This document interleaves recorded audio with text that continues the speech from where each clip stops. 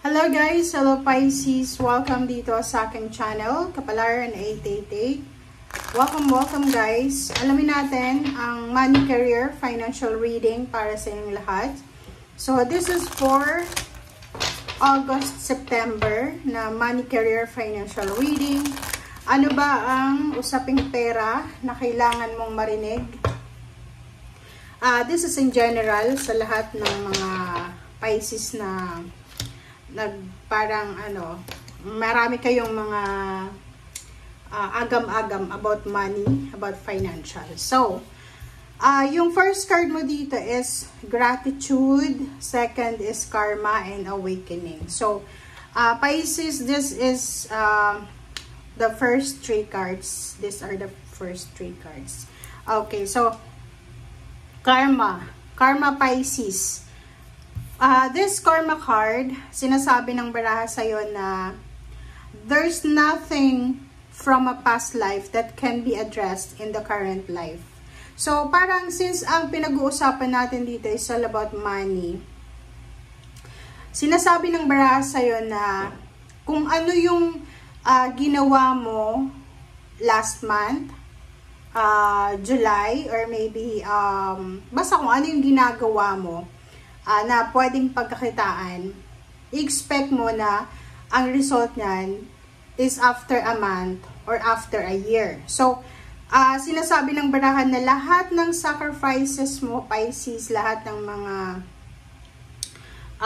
sufferings mo, like sa pera, trabaho, negosyo, yung parang pagod ba? Yung halimbawa, pagod na pagod ka sa trabaho, yung obligations, duties and responsibilities sa trabaho, sinasabi ng barahan na walang masasayang dyan. So, wag kang masyadong ma-stress.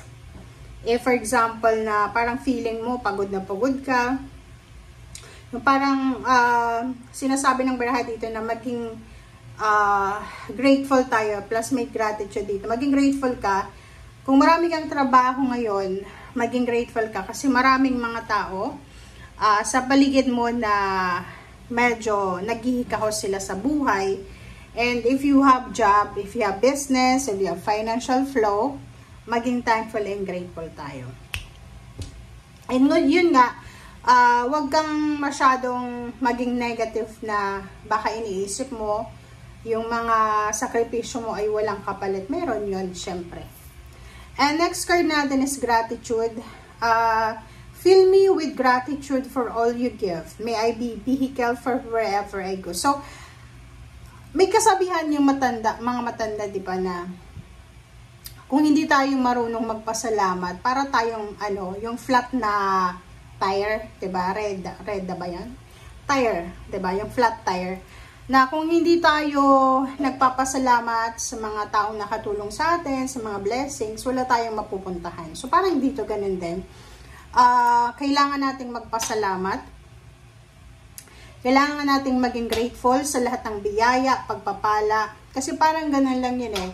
The more na grateful tayo, the more blessings na parating. Parang lang, yun nga. Sabi ng mga matatanda na para siyang direksyon, di ba? Kung hindi tayo marunong magpasalamat sa maliit na bagay, sa maliit na blessings, ibig sabihin hindi tayo ready para sa big blessings. So, awakening, dito sinasabi na mayroong mga Pisces siguro na medyo yung disappointed ka. Like, halimbawa na yung sinasabi, palagi kang nanonood ng readings, pero sinasabi sa readings na you will receive blessings, ganito. Siguro maraming mga pagkakataon na pumasok na sa buhay mo yung biyaya, but the problem is, hindi mo masyado siyang na-notice. May ganun di ba? Pag, halimbawa na, yung focus natin sa iba, maraming biyaya na parang pumapasok lang sa atin, lumalabas. Parang ganun. So, makinig ka, Pisces, sa sinasabi ng iyong intuition, and yun nga, magpasalamat tayo kasi yung mga taong hindi marunong magpasalamat, walang biyaya yan na matatanggap. Or makakatanggap din sila ng biyaya, pero hindi yung pang matagalan talaga na biyaya. Yung dadaan lang. Okay? And grateful, be thankful and grateful tayo sa kung ano man na blessings na dumating sa atin, Pisces. Okay, wow. Foundation and achievements. Kumuha din tayo dito ng 2 cards. Okay. Pisces. 4 plus 1 is 5. Triumphant success.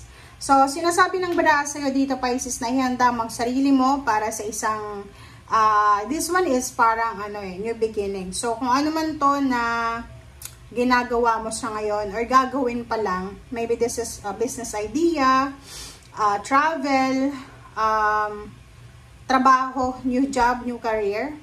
Nakikita ko sa'yo dito na pag mapagtatagumpayan mo yan. And like for example, mayroon ka sigurong negosyo na binuksan.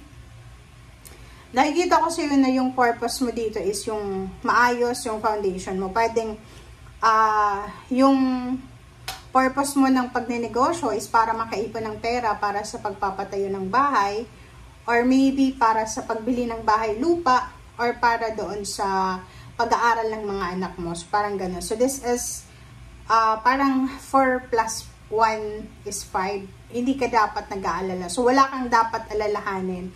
Kasi, mapagtatagumpayan mo eh. Lahat ng sisimulan mo, parang Midas touch to. Diba? Lahat ng hahawakan mo, it turns out gold, or it turns to gold. Or lahat ng business na hahawakan mo, magiging matagumpay. Or trabaho man yan. So, sinasabi ng barat sa'yo dito na nasa tamang direction ka, Pisces. Okay, hope na nakikita nyo guys, ha?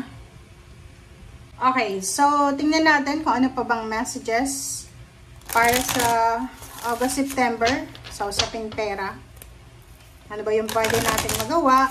Ano ba yung mga balita? Parang ganyan.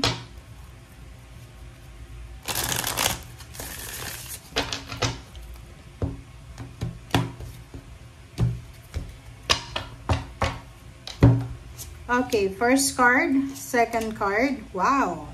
So, nakikita ko sir dito, Pisces, na napakaganda nito kasi since hinahanap natin is energy ng pera, Nine of Swords, maraming beses ka na nakaranas ng financial problems, or maraming beses ka na umiyak because of money. Maybe because, for example, na-scam ka, hindi ka binayaran sa mga utang, tinulungan mo pero hindi ka naman na-appreciate. So, sinasabi ng bara sa'yo dito na lahat ng pinagdaanan mo, kumbaga lahat ng financial stress, financial problems na pinagdaanan mo, Pisces, ay meron yan na rason. So, everything happens for a reason. Kumbaga, may hidden message, may hidden blessings from the negativity and toxicity na na-experience mo. Yung parang sasabihin ng iba, imposible naman.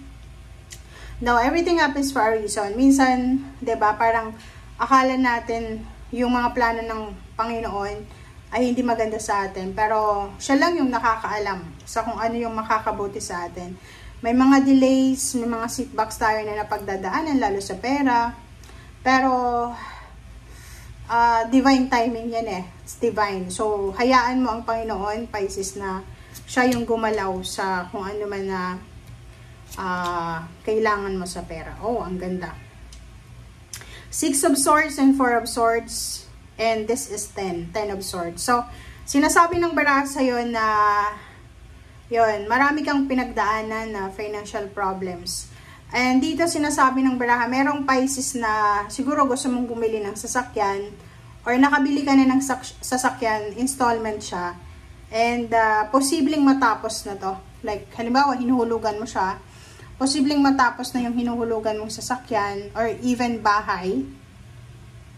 And makukuha mo na yung peace and harmony. Siyempre, di ba, pag may utang ka na hinuhulugan, medyo hindi maganda yung pakiramdam. So, nakikita din natin dito na plane ticket, travel, parang ganun, relocation. Or yung iba na wala pang bahay, maybe you're changing your residence, nakahanap ka na ng bahay, nakahanap ka na ng tamang lugar para sa'yo. So, parang ganun. Like, for example, parents kayo, yung anak mo gusto mag-trabaho sa ibang bansa, or mag-aral sa ibang bansa, or nasa Pilipinas ka sa city. sinasabi dito na posibleng yung pinoproblema mo ay posibleng masettle na or maayos na. Alright, so next is 9 of Wands and 9 of Cups. Ang nakikita ko sir dito, so if you are parang single or naging single ka because of like may asawa, okay, may asawang Pisces na sobrang pagod na pagod ka na sa pakikipag-deal sa iyong asawa. So, 10 of Swords. Dalawa yung 10 of Swords natin. So, like for example, pagod na pagod ka na sa pakikipag-deal sa iyong asawa, sa in-laws, or kung kanino man. Yung parang sa either maglipin partner, boyfriend, girlfriend, yung pinaka-worst dito mag-asawa, na siguro ayaw mo na yung parang nag-suffer ka na financially and emotionally. So, nakapag-decide ka na pagod ka na. So, you need to stop the game, the drama. So, nandito yung 10 of Swords, sinasabi ng barahan na may posibleng breakup, relationship breakup, na posibleng humantong sa maganda. So, pwedeng makaka-recover ka from your pain and heartaches. And like for example, trabaho din. Kung hindi maganda yung trabahong ginagawa mo ngayon, yung kontrata, posibleng matapos na yan. And meron ditong new beginnings. Merong blessings, new beginnings na darating sa'yo. And sinasabi ng baraha dyan na ihanda mo ang sarili mo, Pisces. Kasi yung papasok na pera para sa'yo ay sobrang marami siya. 10 of Pentacles Yung parang,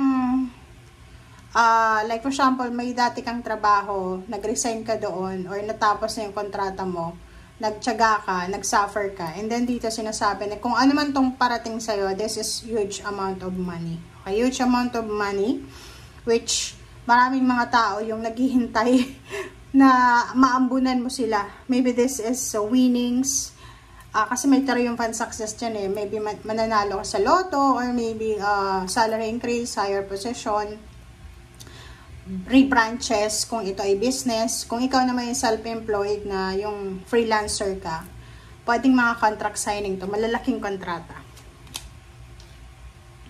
So, 8 of Pentacles, sinasabi ng baraha sa'yo, Pisces, na you need to balance between work and your emotion or yung rest. Kahit sabihin natin na marami kang dapat tapusin, marami kang obligasyon sa trabaho, you need to settle your finances and then your relationship equally, parang ganun. So, dapat mayroon kang time para sa sarili mo, time ka rin para sa trabaho mo, yung parang equal lang, okay? And yun, sinasabi ng baraha sa'yo, Pisces, na 7 of Pentacles and 3 of Cups. Yun, this is harvest season, this is triumphant success. I hope na nakikita nyo guys, pasensya na, hindi maganda yung alignment natin. Okay, so, sinasabi ng baraha sa'yo dito, Pisces, na yung 7 of Pentacles and 3 of Cups, this is a manifestation na ano man ng sacrifices mo, ano man yung pinagtsatsagaan mo ngayon, ano man yan na trabaho, pera, or obligations, or kung ano man yan na ginagawa mo na nag-exert ka ng energy, ng effort, yung parang inilaan mo talaga yung sarili mo dyan, sinasabi ng barahan na it will give you satisfaction and achievements, and it will give you parang victory and success. So may celebration, it's a huge big celebration, group celebration. So pwedeng yung company mo, kung saan ka nagtatrabaho, sobrang masaya yung CEO, yung owner ng company because of your hard work. So merong recognition and awards, may mga awarding ceremony, kaya may pagtitipon.